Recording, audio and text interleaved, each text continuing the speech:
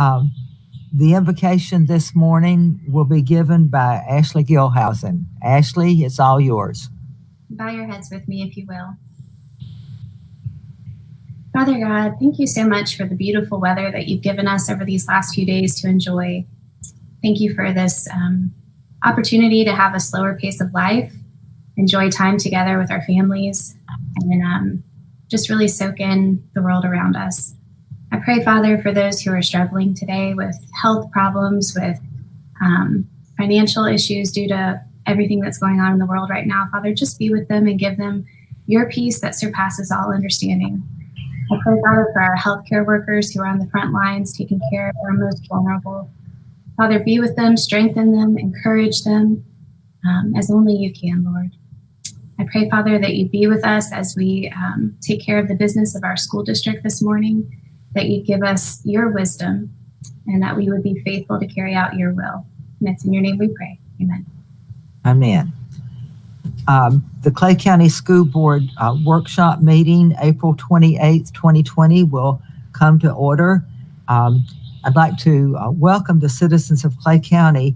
I want to take this opportunity to thank you for taking the time out of your busy schedule to attend today's telephonically conference school board meeting from your socially safe location.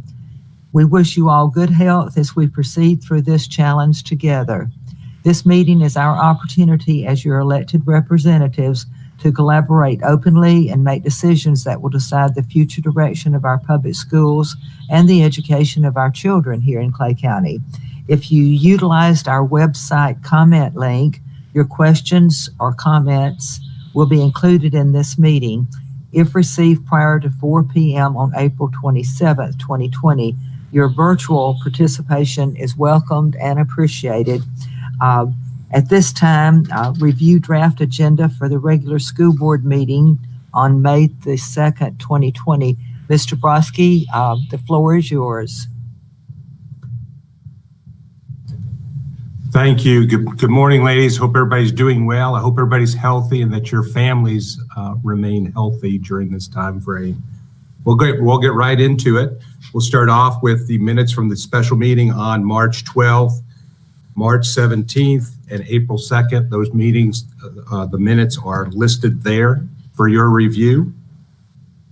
The second item is one that's COVID related. It's a change in graduation date. We're making the recommendation that graduation be moved to Friday, July 17th. Because this item is on the traditional calendar, we've submitted another calendar with that date. For that, we felt like it was important to have a traditional graduation for students, and that's why we had in fact moved that date. Any questions? I have a question about that. Yes, ma'am. We had spoken about it, and of course, fine with the date. I'm just wondering, and this might be a Mr. Bickner question, should we be more vague in the date in case Mr. Broski comes across it needing to be changed again? Should we leave it, maybe an open date as sometime in July? Or Mr. Bickner, is there a better way of wording that so that this would not have to come back for a vote a second or third time? So Ms. Kirkus, Mr. Bickner helped us with the wording on it, and the wording on it says until Friday, July 17th, or in the event of an emergency condition and scheduling dictates a need to change further, the superintendent can select any other date that deems to be appropriate. Perfect. And that was Mr. Bickner's wording on that one. Great, thank you. I have a question. We're each assigned a school at the beginning of the year. Will we get some information from the principals as to what our role is and what our part will be? Yes, ma'am. As it gets closer, we'll go ahead and we'll distribute that information. Of course, we're waiting to see what rules will be in place, both in the form of CDC guidelines as well as any federal or state mandates as far as that's concerned. So that could alter the ceremony slightly, and we'll provide information to board members as we get closer to that date. Okay, thank you. Okay. So with no further questions or comments, we're moving on to personnel consent agenda. There's many items within here, but I'm going to call your attention to 3 of them. There are 3 job descriptions that are in here, and I'll give you an overview explanation of why they're in there. The first one is a director of climate and culture. As you know, we've had an assistant superintendent of climate and culture. I'm making the recommendation and have included the allocation in the same document of moving that from an assistant superintendent level down to a director level. That, in addition to the second job description, which is supervisor of operations, school safety, and security. That was formerly a director role, now moved to a supervisor role if approved. The cost savings for those would be $74,000. You know, one of the things that we want to do is we want to look and examine how to make ourselves more effective and efficient. When it comes to climate and culture, I think many of you would agree that Mr. McCauley was given a wide variety of stuff that was under his jurisdiction. He had ESE under him. He also had what we formerly called support services. And then he also had IT under him. So the recommendation is that we're going to move ESE under curriculum and instruction where it belongs. And then move that from an assistant superintendent to a director level. So that's why that job description is there and the corresponding allocation is there. That's why the job hasn't been filled to this point, because we're looking to make that more effective and efficient and also save money, to be honest. The same with the supervisor of operations, school safety, and security. That now would be a supervisor. They would be under Kenny Wagner within the police department. We think that having safety and security under our police department is the most effective and efficient way in which to operate. The third job description is a new one. It's a coordinator of district athletics and development. You'll notice within the allocation document, we have removed other positions in order to pay for this one. This is one that other districts have. We believe that it will actually generate funding for athletics through their internal accounts by using smart social media and other means relative to athletics and development. One of the things that we're missing is oversight in that area. So those 3 job descriptions are embedded within the personnel consent agenda, and they're for your review within there. Any questions on that before I move on to the next one? Okay. This is muted. Ms. Karakis is attempting to mute. Okay. Ms. Karakis, you're muted right now. If you can go ahead, hit the button. So sorry.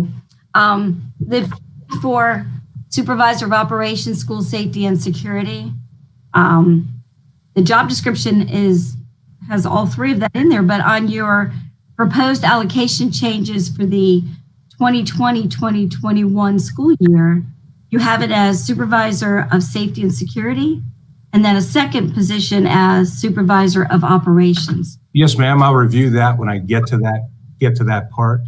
Will there be a job description that clearly says supervisor safety and security, and then another job description that says supervisor of operations? Yes, ma'am. There will be. Okay, so this position here, explain to me supervisor of operations, school safety, and security. Okay, that would be essentially one of the same jobs minus a few items that would now be under Chief Wagner within the police department. We did notice that there was some overlap and some communication that needed to exist between the police department and the director of safety and security. We believe that having that person reporting directly to the chief of police will make that more effective and efficient, and also save the money that's involved there. And so he would supervise and overlook that position. All right, so do we also have job descriptions for supervisor of safety and security and then supervisor of operations? Yes, ma'am. Have they been approved in the past? They're currently on the books? Yeah, those will be added. There is one within a couple pages back from the start of that, you can see the supervisor of operations, safety and security job description is here. I see that. Inside that. All of them are there. The other one that you mentioned, the one in maintenance, is already on the books. It's an existing job description. Okay, so you have a supervisor 3 that is going to be operations, safety, and security, a supervisor 3. Right. Which a job description, and you've not brought an allocation yet, but on proposed allocation changes for the 2020-2021 school year, you have these 2 other positions, which are also supervisor 3. It seems like you've got a lot of overlap, and I'm just wondering if they're there. Sure. I mean, I'll skip forward to that. On the allocation document, you can see that what we've done in the area of operations is we've reduced the director role to supervisor, but also added the supervisor of maintenance in there. So one of the things that you'll notice is there's other positions that have been removed in order to make that cost neutral. We have nobody that really is in charge of our custodial staff, and certainly maintenance has long been underserved.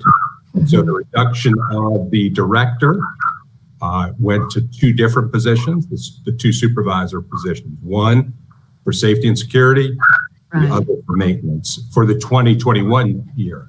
So where's the cost savings then? Because the director of operations, school safety and security was, with benefits and all, $135,000. But these 2 supervisor 3 positions with benefits and salary are $93,000 each. So it doesn't seem to be a cost savings there. I can certainly review that document when we get to number 11, I believe that is. But essentially the total cost of that, I think, was like $15,188.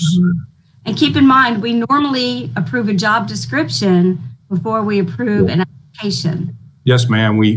I realized that. I spoke to the board chair about that. One of the reasons why we brought them all at once is because we've been without the assistant superintendent of climate and culture, as well as without the director of safety and security. So we would like to post those positions under the new cost savings of $74,000, but we needed board approval to do that, which is why we're bringing it to you like this now, given the situation that we're under. But like I said, there's still no job description for supervisor 3 for safety and security. That should have been brought to us also. Right. That is within the current document that you have. The supervisor of operations, school safety and security is in the personnel consent agenda in front of you. So it's for you to approve. That's not how it's listed on your proposed allocation changes. So you have 3 different titles there. Somebody needs to go back and review this. It seems We'll go back and we'll look at the titles of those, but I was just trying to indicate what the purpose was and how it's more effective and efficient to do it that way. you can't approve something that, I mean, we have to approve it in the correct language. Yes, ma'am. We'll go back and make You that. have a job description for supervisor of operations, school safety and security, yet you have 2 allocations here. One is a supervisor of operations, one is a supervisor of safety and security. Yes, ma'am. We'll go back and we'll make sure that all the job titles match. Before the board Like meeting. today. Thank you. Appreciate You're it. welcome. Mr. Brodsky, Yes, ma'am. Ms. Gilhausen. As we do a little bit of restructuring, it would be really helpful to me as a board member if we could see an organizational chart. To see, who's falling under where. I think it just makes it more clear. Yes, ma'am. We'll be glad to do that. That's a good idea. Okay, on to number 4, the renewal of the list of physicians and medical facilities. Each year we send out letters to various medical facilities asking them if they would like to do physicals only for employees. And we had 5 different facilities agree to do that, and they're listed there. I did notice that there was quite a cost difference in a couple of those. Were more expensive, pricier than the others. So Yes, ma'am. Okay. Yeah, CareSpot seems to be more reasonable in their approach. I will tell you that most of them don't view this as a situation to make money. And so it's very Right. difficult to get very many providers to provide that service. Perfect.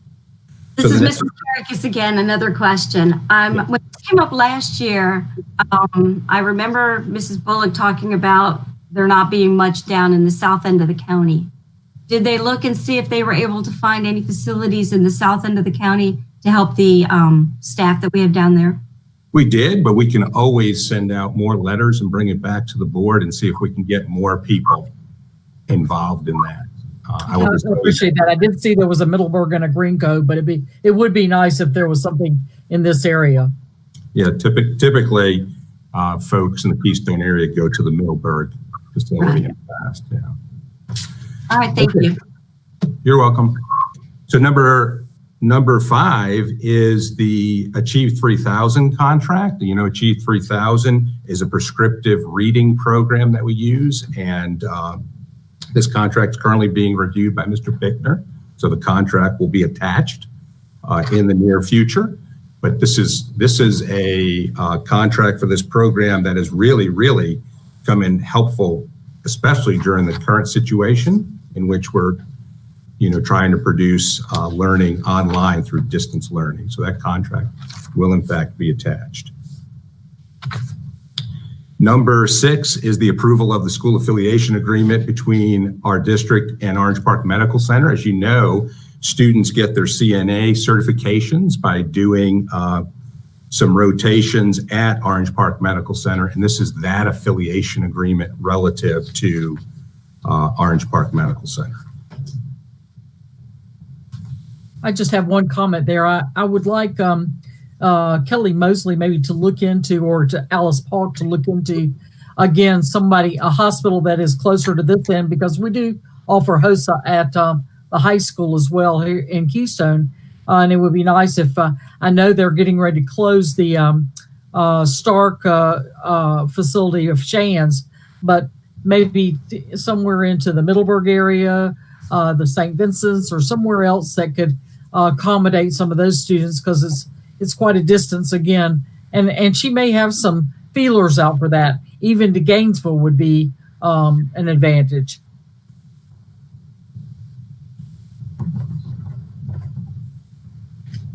Yes, ma'am. I'll bring Thank you. I that. appreciate it. You got it.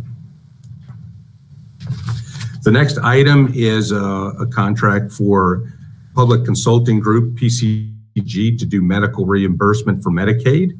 Currently, we use a program called Excelify, and this is changing the program to one that we believe is more user-friendly and therefore will produce less time for people to enter the information and to receive Medicaid billing. So we actually believe that this will increase our Medicaid billing and reimbursement. So that is what that item is about. The next one is an agreement for the Clark School. Clark School is a school that handles our preschool age students that are deaf, hard of hearing. Okay, we've had a contract with them since 2008, the Clark School. The next item is an item for gifted endorsement and for ASD as well as gifted endorsement for teachers. There's no cost involved. There are certification changes that occur. Both of those require special certification for both of those programs.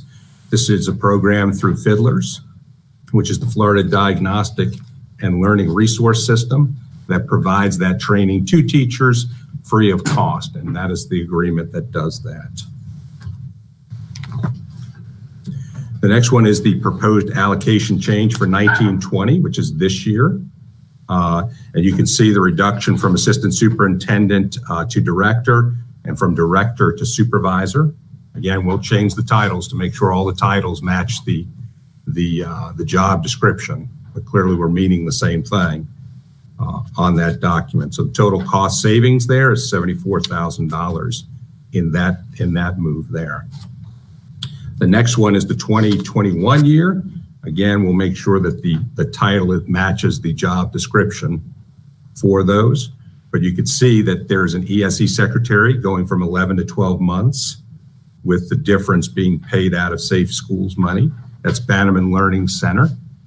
The other one is the guidance counselor, is the only high school without a 12-month counselor there, which is why that change was made. And you can see that that is paid for out of mental health funds, that difference there. You can see the assistant superintendent, climate and culture to director. And then you can see the reduction of the coordinator of secondary programs in favor of the coordinator of district athletics and development.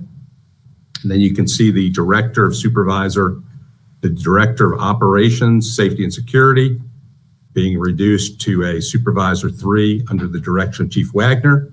And then you can see there is the addition of the operations supervisor 3, which is in maintenance. We'll make sure that the title on this document matches the job description, et cetera. And the only other one that I would call your attention to is a big one, especially now. It relates to the curriculum specialist 12 months, from 11 months to 12 months because of online learning. You know, one of the items will be that during the summer, and we'll have to bring an item to you relative to summer school and making summer school virtual. You approved a document last month for summer school. We will bring that item back with an adjusted calendar for virtual summer school this summer. And so that item will also be added, but that is a person that would be integral to that whole process. And so that is the proposed changes for 2021. Again, we'll make those changes to the actual document relative to job title. The next item is the monthly financial reports. Nothing new to report there. The budget amendment, the budget amendments, nothing to report there. Item 14 is the Ascension St. Vincent's Nearside Clinic Agreement. This is paid for through wellness funding through our existing contracts. Okay, this is the Nearside agreement for St. Vincent's.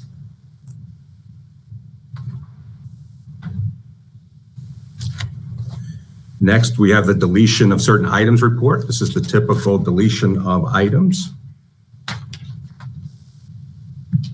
Next is a bid awarded to Gordon Food Service for fresh produce for next school year. So it was a countywide bid.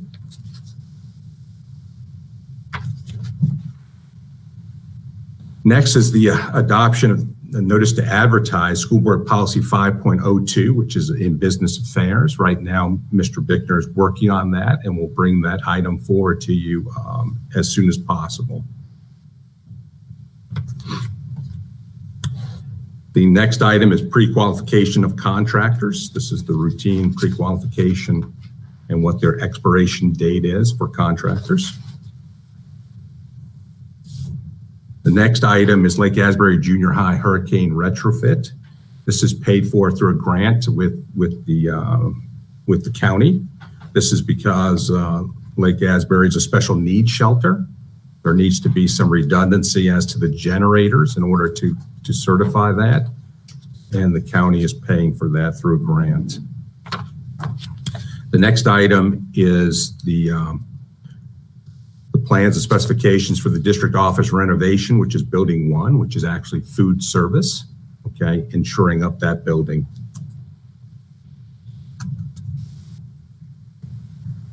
The next is a change order for Doctors Inlet Elementary School. Their cafeteria is being expanded, and this is a cost savings, this change order, because it's a direct purchase of materials.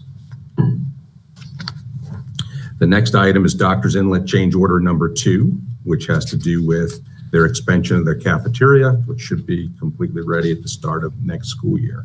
It's currently underway. Next is the substantial and completion of Keystone Heights High School, their site improvement for that sanitary line issue.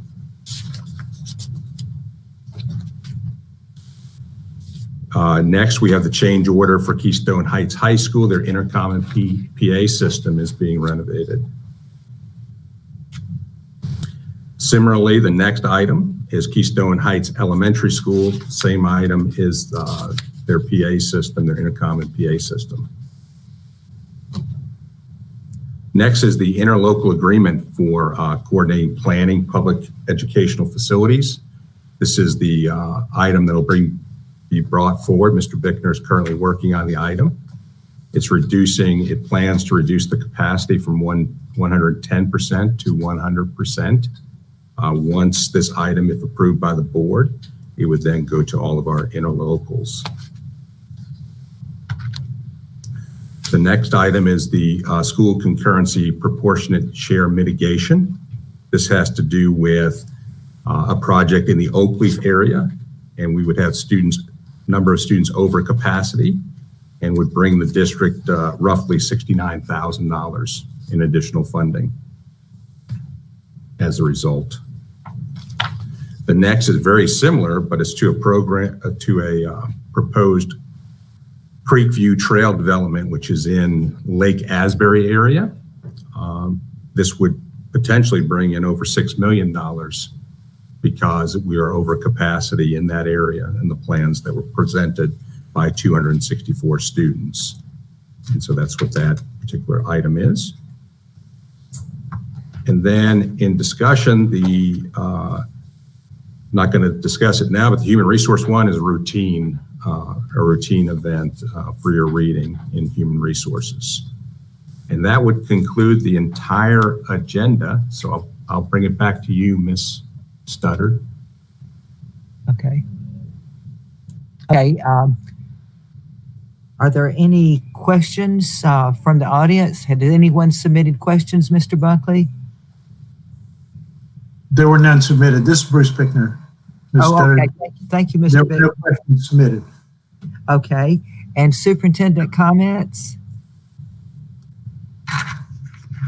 No, ma'am, I have none. Okay. School board comments. Let me take you one at a time. Ms. Bullock? I did have a question about the human resource item. It looks like that person had two different titles. I don't have it in front of me, but one seemed like it was she was a bus monitor, and then she was something else. So I just wanted you to. Yes, ma'am. I'll be glad to look at that. Okay, you see what I'm saying? I don't have it in front of me, but there were two different titles she had, or that person had. So. Okay. Ms. Bola? No comments. Thank you. Ms. Gilhausen? None from me. Thank you. Okay. Ms. Carapace? No, nothing for me. Thank you. Okay. Then I wish you all to stay safe. And board attorney wasn't even on my agenda, but yes, Mr. Bickner. Don't forget the board attorney. I actually have something I need to say. Oh my goodness, Mr. Bickner, we are honored. Please, you have the floor. I'm giving you my best face forward too, as you can see. I have three things actually. I am going to ask the board to set a workshop between probably not next week, but the week after next, if possible. It will need, I don't know how many hours, but several, to cover two things. One is if you looked at C17, when it says approve advertisement for revisions to 502 board policy with regard to purchasing, those revisions are very minor to the policy itself because they're just covering an audit finding that occurred in 2019. However, I have met with Mr. Brodsky briefly and also with Ms. Legutko and with Ms. Stafey, and we need to rewrite the first section of the purchasing policy 5.02 if we can to make it so that it makes some sense. And it's going to require board input. As it stands right now, it's completely unclear as to whether or not there are any limits on spending by anyone in the district. There are no parameters as to what should and should not go to the school board attorney for contracts for review. There's nothing about other purchasing using federal funds or federal regulations or bids for those things. And so it needs to be rewritten. Ms. Stafey has asked that we rewrite it. And she doesn't want to be responsible solely for putting that into practice, nor do I. And I think the board needs to be aware, and I think that the superintendent needs to be inputting as well. So that's Okay. one part of the workshop, Okay. is to rewrite 5.02. The second thing that has come up recently is having to do with the police department and the safe school officers that we provide to our own schools. Senate Bill 7040 would have extended the authority and the jurisdiction of our school officers to cover charter schools as well. That bill failed, and so their limitations are still in place. They only have jurisdiction for district-owned school property. Both St. John's Classical and last week or week before last, now Clay Charter Academy, have asked for our officers to cover their schools. In order to get to that question, I'm asking that we have a board workshop in addition to the workshop on purchasing, so that we can consider and give me direction as to what you want to do and how you want me to proceed, and the superintendent, and also Chief Wagner, because we need to do several things if we're going to go forward with this. First and foremost is we need to arrive at an agreement with the sheriff. We then need to determine what we're going to pay and what the charter schools will pay. We need to, for each of the charter schools, we need to look at the capital costs that are involved because they are considerable. We also need to look at adding police officers, whether it's 3 or 4, because we will have to add 2 certainly, because there's not enough to cover it, but we'll need somebody that can cover in the event that there's an outage. And then we need to determine to what degree does charter schools want to use these officers, because if they're used off duty, then that's going to be one more expense that they're going to need to pay. All of those questions need to be answered and worked out before I can create any of those documents or contracts, and before we can have a board item that covers that. So that's my first issue, is getting a workshop meeting where we can deal with those 2 things so that we can move forward on both of them.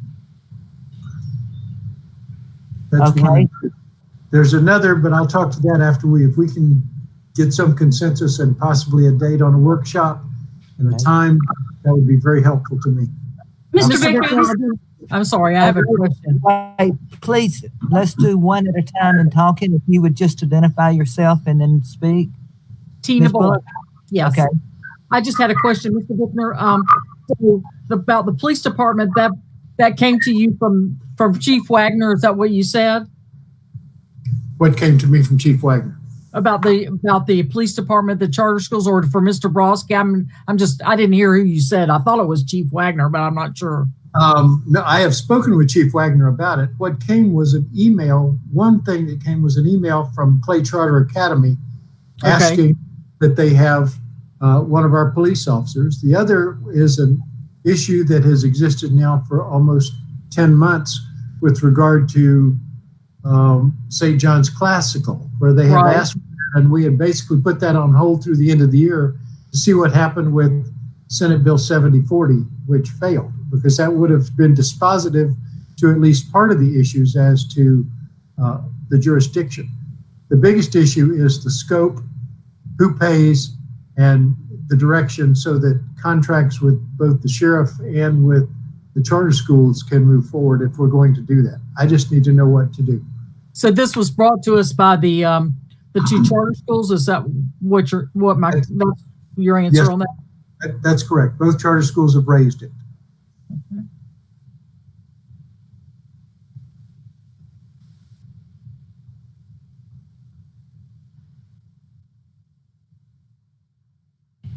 can you hear me now? Any other board comments? I have a question. This is Okay. Mrs. Karkas. Okay. Mr. Bickner, I don't understand why we're even addressing or considering having a workshop when the Senate bill failed, and it's a moot point as far as I'm concerned. I feel like we did 10 months ago, and 10 months ago, I think it was Mrs. Bullock Mrs. Studdard and myself that all felt like we voted to not address this. Ms. Gilhousen, I'm assuming you're bringing this back. This is from you because it's your mother's charter school, but I don't see any reason for us to be expending any of the dollars that belong to the Clay County School District.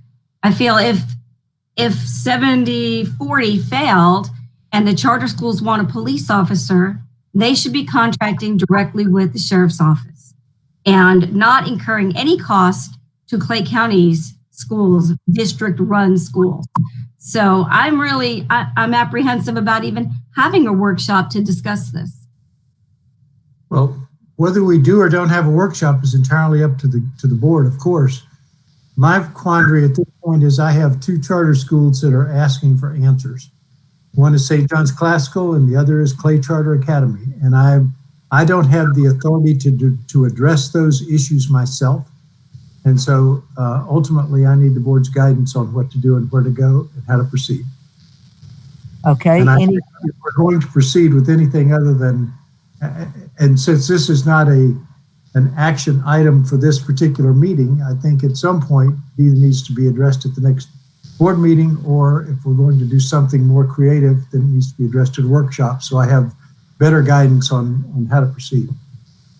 And Mr. Bickner, I think that you're asking for a workshop is appropriate. We need to get the purchasing policy cleaned up.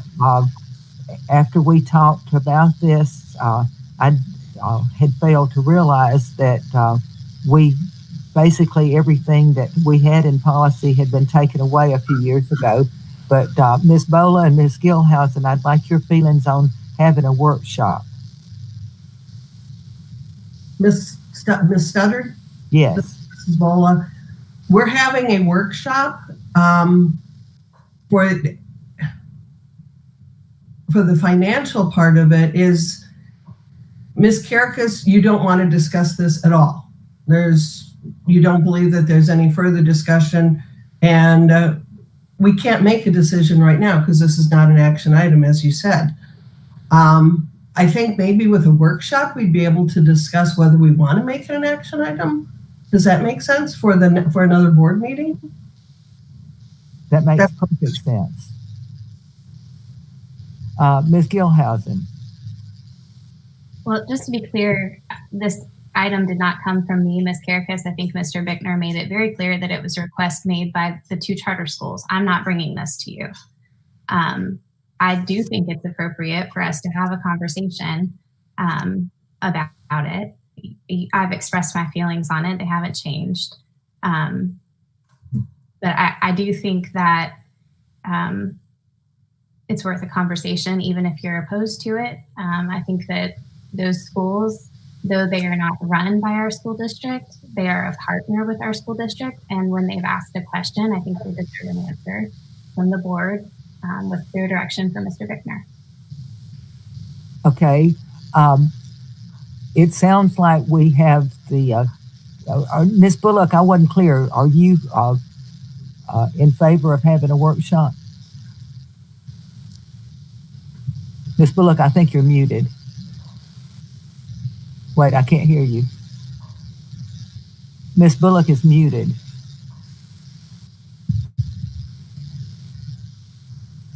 Someone help me. Can you hear me? I can't hear Ms. Bullock.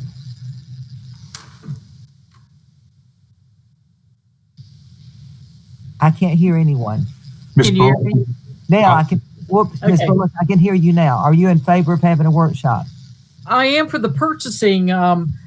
We definitely need that because it's. I read that is unclear to me. But Right. as far as according to Mr. Bickner, that the other is it looks like it failed. So I don't know why that would be a discussion. But the purchasing definitely. Okay, well, it sounds like the consensus of the board is to conduct a workshop. For one thing, my feelings about it is, as Mr. Bickner stated, the SROs and charter schools has kind of been hanging there this whole year. And I think that we need to have an opportunity to have open discussion about this, Mr. Bickner indicated to me yesterday that he needs time to talk with individuals from the 2 charter schools, look at the law, confer with Mr. Brodsky, Mr. Wagner, and have more time to develop what we need, agreements with the sheriff's office, agreements with the charter schools, and plus there's also the issue of we get the money for safe schools. I think I was told 36 and 42 for the 2 schools, but we would also need to discuss, payment above and beyond that, and who would properly pay for it. Mr. Bickner is looking into legalities on that, but I think that the very least that we should do is to have a workshop, get all of the facts and figures out on the table, and then Mr. Bickner is able to proceed, and we will have this solved rather than letting it hang on month after month after month. Now, the policy on purchasing definitely needs to get cleaned up. So I think that it is appropriate for us to have a workshop. I need some input from Mr. Brodsky and Mr. Bickner. Mr. Bickner, you indicated either next week or the week thereafter. Do any of you board members have any conflicts for sometime next week or the week thereafter? I myself am home all the time. So, Madam Chair, if I may be heard, Madam Chair, this is Bruce Bickner. Okay. Next week would be most difficult because we do have a scheduled school board meeting next week.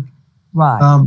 So the week I think the best time would be the week of the 11th, 12th, 13th, 14th, and 15th, which is week after next, if that's possible. That would give me time to get things done.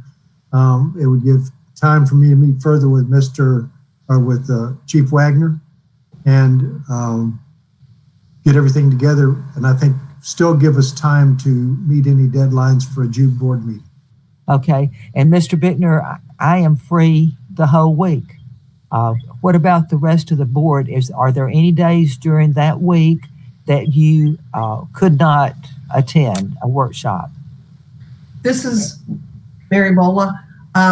Tuesday noon and Tuesday afternoon, our computer is pretty well full. So if we could do it early on a Tuesday or a different day would be even better if that's possible. I'm wide open. All right. What about the other 3 board members? Is it possible to maybe do something on Monday, the 11th? Would that give you enough time, Mr. Bickner? Yes, ma'am. Okay. Monday the 11th, good for everybody? I'm sorry, that's going to be a sticky one for me. My husband's been deployed in Orlando, and there's potentially an opportunity for us to visit with him. So if we could do it either Wednesday the 13th or Thursday the 14th.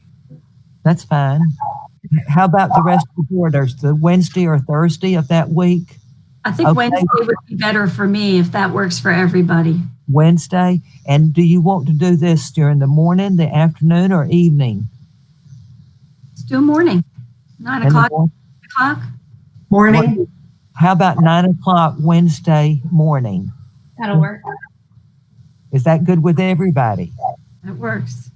Okay, Wednesday morning at 9 o'clock. That's the 13th.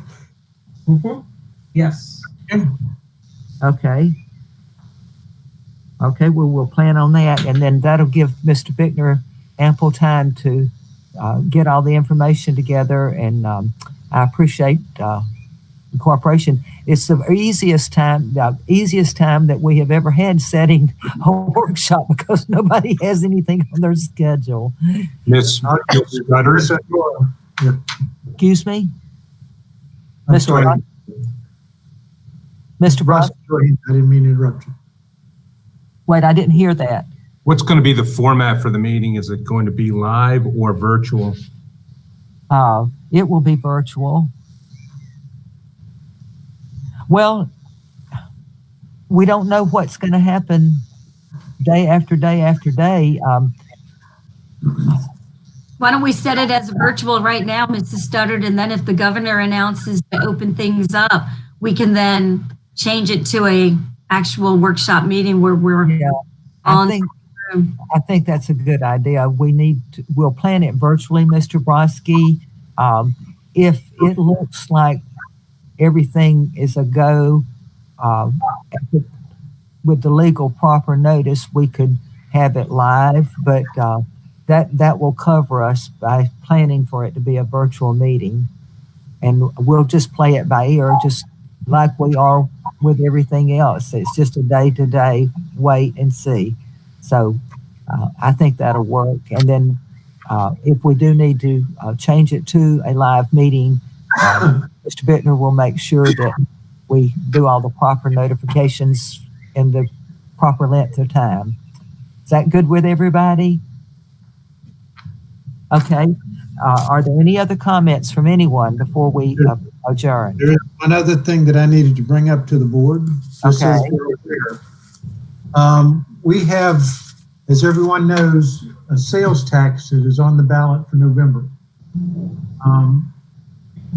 That has to be published in the newspaper September the 28th and October the 20th with the complete ballot language. House Bill 7090 was signed by the governor last week. And what that bill does is it says that every application for a sales surtax by the school board has to have a resolution which includes charter schools at a pro rata share. It also says that, and so we had our resolution signed in October. But it also has a part of that Senate bill or House bill that says that any approval of any half-cent sales surtax that's approved after July 1st, 2020 by the electorate, which means any vote that comes up by the voters and passes it, has to include language for inclusion of charter schools. When I talked to the Department of Finance in Tallahassee, when they talk to me, it sounds to me as though what I'm going to need to do is to rewrite our resolution, modifying it slightly to include charter schools, number one, and those things that charter schools can finance, which are primarily their lease payments for their buildings. There are a couple of other minor things, but not much. In turn, we're going to have to bring it back to the board, have it approved, resubmit it to the county commission. They're going to need to vote on it and resubmit the new resolution that they write to the supervisor of elections with rewritten ballot language. And so I just want to put everybody on notice that I'm going to have to bring all that back in June. It's not because I've made a mistake or anyone else has made a mistake. It's simply because the legislature has now deemed that we have to include, and if we have to include, that means we have to put it in ballot language and resolution language before it can be passed. Otherwise, it's subject to attack after it's passed, if it's Okay. passed. Now, Mr. Bittner, is there a deadline with the supervisor of elections office as far as having to receive ballot language? I don't know at what point does he print the ballots. I haven't gotten instruction back on that yet, but I can't imagine that we're too late. And I think that if we do it in June, we'll be fine. But Okay.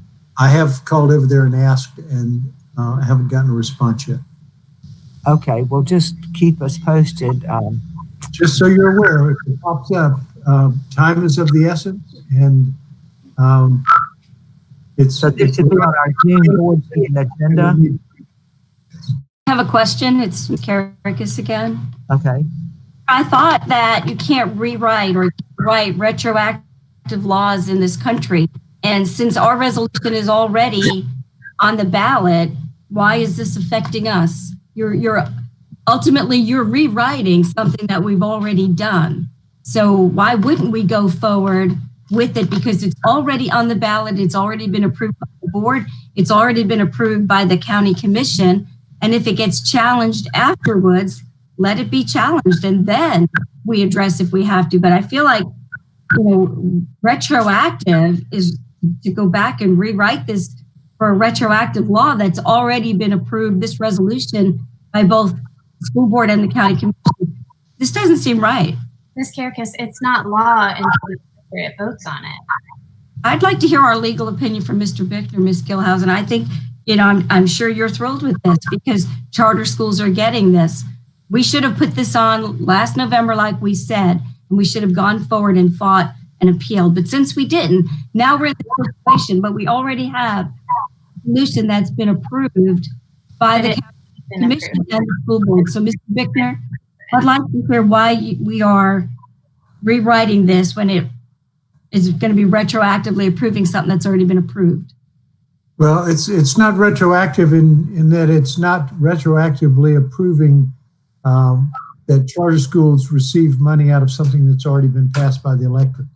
The statute itself requires us to rework the resolution, but the proactive part of the statute takes effect July the 1st, 2020, in which it says that any election that occurs after that date that approves a half-cent sales surtax must include or must equally give a pro rata distribution to charter schools. So that part of it is proactive. It does appear to be retroactive because we have to go back and redo something we've already done. But there are many charter schools, or many districts who are proceeding right now to place this on the ballot, and they have not already done their resolution. So all this really requires is a paperwork shuffle in order for us to become, to fulfill our obligation, whatever comes to the voters in November. So it's not retroactive in the sense of who gets the money. It's only retroactive in the sense of what we have to do to prepare for it. The legislature has passed a law changing action that we've already taken, that our resolution is already approved and certified by the Board of County Commission. Well, the legislature passes laws every year that change things that we've already done. That's sort of the reality of what legislatures do, and that's the progress of that. But the ballot itself and the action that we're looking to take has not been affected in the sense that it can come up for election. It still can come up for approval or disapproval by the voters, and they are not retroactively changing something that has been approved by the voters or by us because that's what it has been approved by us. Okay. It doesn't seem right to me. Well, and I agree with you from that standpoint that it seems like they're looking backwards, and I agree with you that that's how it feels. But for the sense that what they're asking or what they've mandated is things that come after July 1, and most legislation takes place or becomes active either upon signing by the governor or July 1 or January 1 of the following year. So from that standpoint, it's a proactive statute and not a retroactive one.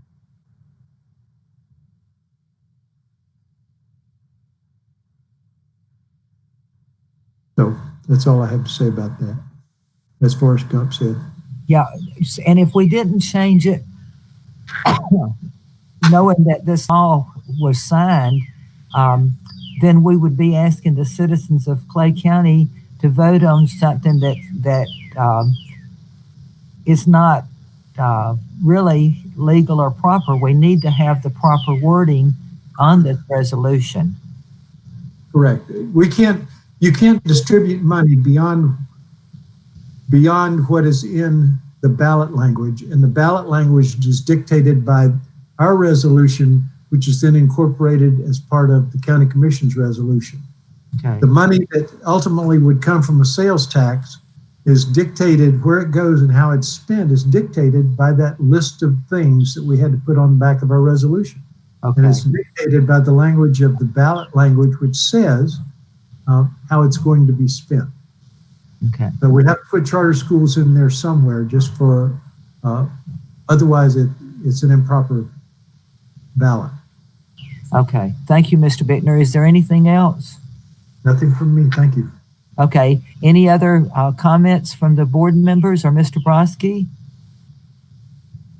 Then the meeting is adjourned. Y'all have a nice day. Bye.